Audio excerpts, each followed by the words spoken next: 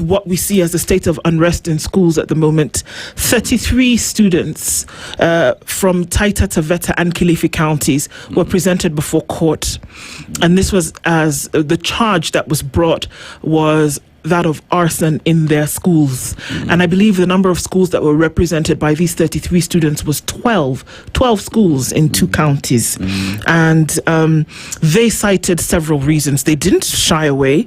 They cited several reasons as to why they, spoke out, or in this case, acted out. They talked about poor state of things in school. They talk about diet being off the chart. They talk about treatment by their teachers, and they talk about the level of teaching and all of this having dropped over time. It seems like it is a drastic move to burn down the school if these measures had not been addressed. But then I start to think, had they spoken about this severally and nobody listened to them? Had it been a thing that was compounding over time and nobody addressed these matters? Or was it one bad egg, quote unquote, that brought in an issue? Maybe. But then yesterday we saw that State House Girls also is closed indefinitely because some of these same issues are being brought up. We don't run away from the fact that mocks are about right now, so it could be a pressure point.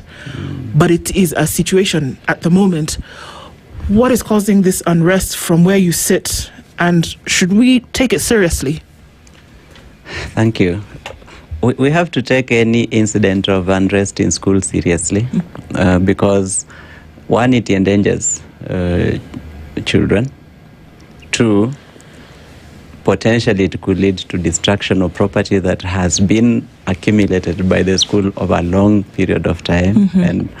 And 3, it will always put parents in jeopardy because eventually they have to pay, most of the time, pay more than what has been destroyed, which then benefits nobody in the end. But there are very many reasons why these incidents arise. One of those reasons is, and I think we have been speaking about this for a very long time, we have just never done a good job in addressing these incidents when they arise. Why? Because very many factors drive these incidents. One of them is that at this particular point in time, during second term, schools push children a lot. There are a lot of children suffering illnesses that are just coming from too much pressure that is coming from the schools. Children go to bed at 11, they're woken up at 3. To do that every day for a whole term is just not good for anyone. And yet some parents are called to school and told, we want to get the grades. Grades for what? Why would you want your young son or your young daughter to leave school with lifetime ailments because they are trying to get an A? What is in that A that you will want a child to destroy their entire life so as to get an A? So that is one problem.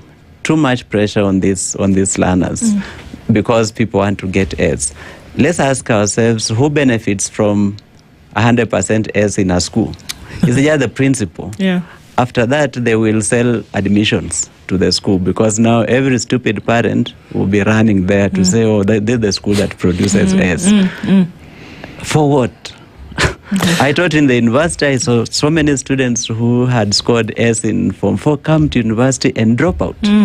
Yeah, because they were drilled to get this A's. And when they come to university and there's no one drilling them, they just simply can't cope. Some of them got A's that were beyond their own abilities and have been admitted to courses that are beyond their abilities and beyond their interest. And they just drop out. They get into drugs and they drop out. And then you wonder, how had the parent and the school helped this child by pressuring them? So that is one. The second problem is that in some schools we have cases of mismanagement where children can see that they are being mismanaged. They are sleeping in dirty dormitories. They have bed bugs in their rooms. So you have these few hours to go to bed, And then those few hours, you're just fighting with bed bugs. Oh, and God. before you know it, you're being told your time to sleep is up. That level of pressure is not good for anyone, leave alone young people who need to develop. The third reason sometimes is people from outside interfering in the functioning of the school. So you have a school where the community has certain interests inside the school, and they are trying to use young children to fight their wars with the school as an establishment.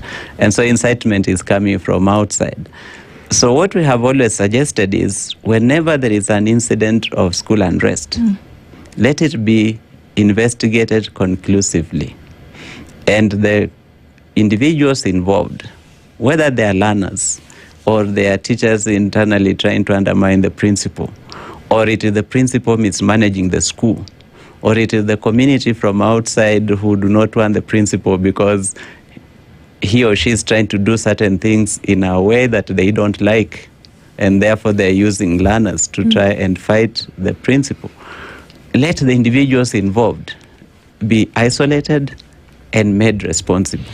When there is such incidents, a lot of learners don't participate, but their parents are going to pay hefty fines. And sometimes you even wonder whether these unrests are instigated internally to just create an opportunity to exploit parents. Because you see the kinds of figures that emerge, and you wonder